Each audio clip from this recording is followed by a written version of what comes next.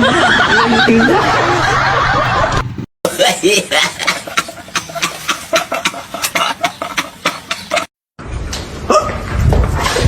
Mones. Kenapa dia jaringan aja? Mulai deh.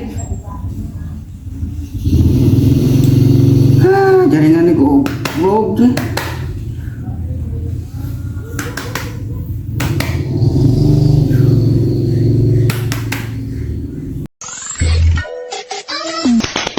Hai.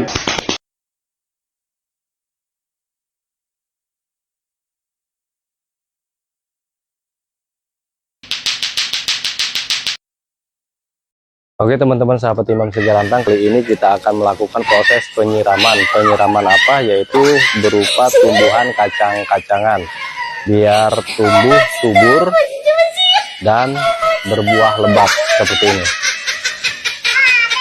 Fokuskan matamu.